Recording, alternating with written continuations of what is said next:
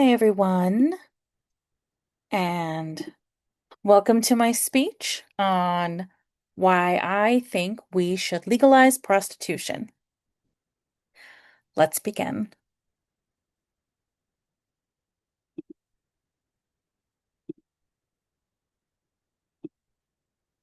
Can everyone see what's on screen?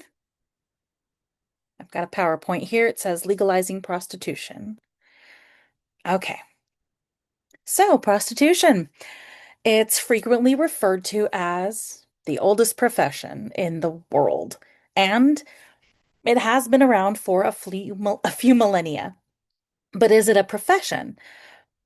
Well, profession is defined by Merriam-Webster's dictionary as a principal calling, vocation, or employment.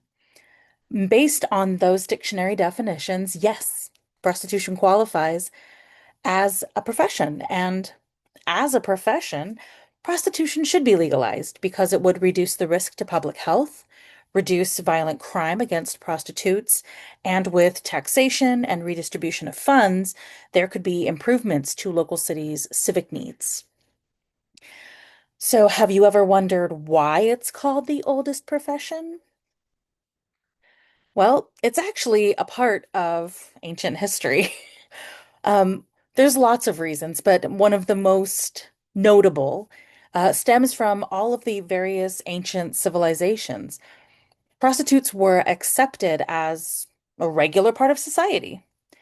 In many of the ancient worlds, including Greece and Rome, prostitution was not only recognized as a profession, but it was one that was pretty heavily regulated and taxed.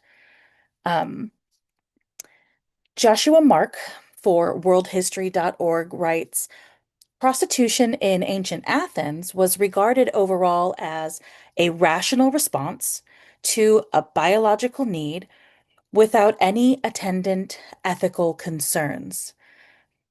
Sort of in the same ways that doctors treat patients regardless of their social status, or teachers instruct willing students simply because they want to learn something. A prostitute is meeting the needs of those that reach out to them. And what we're looking at here on this slide is a Greek amphora that's over 2,000 years old. And this prostitute here is actually one of the upper class prostitutes who is also an entertainer. Down below, this is the ancient ruins of Pompeii. So this brothel was excavated. There was actually a huge handful of brothels there. And inside, we can't actually even show the paintings because they are not safe for work. But inside, above each doorway, is a fresco painted with what that prostitute specialized in.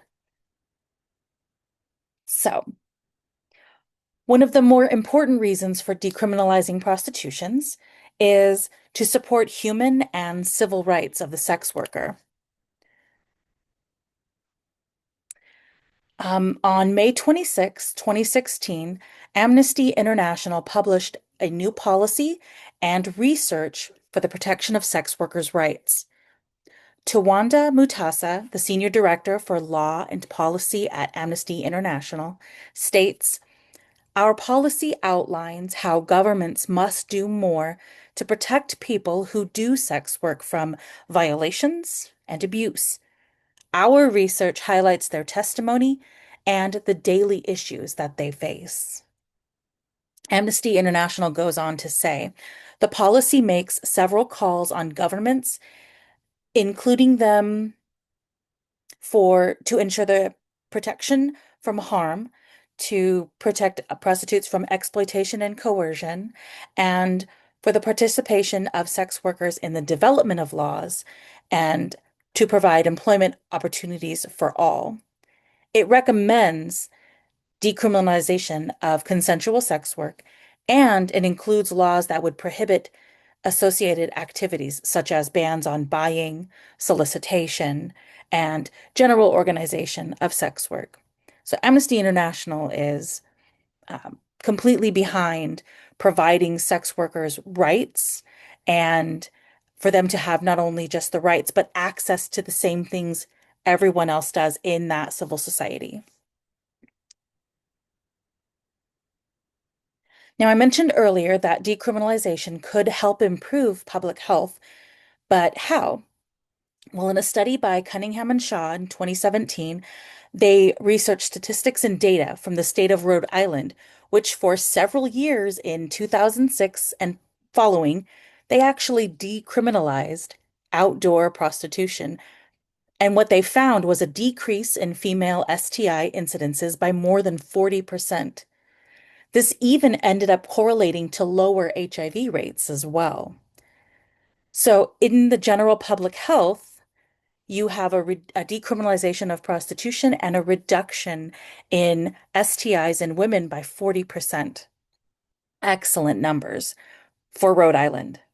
Things did change when they recriminalized it several years later. Most of the time, when people are arguing against legalizing prostitution, it comes from a moral standpoint. The Harvard Civil Rights and Civil Liberties Law Review states they cannot allow themselves to believe that women would choose such a profession. Yet, rather than recognize this reality, those who oppose the legalization of prostitution march forth with arguments about concern for the safety of women.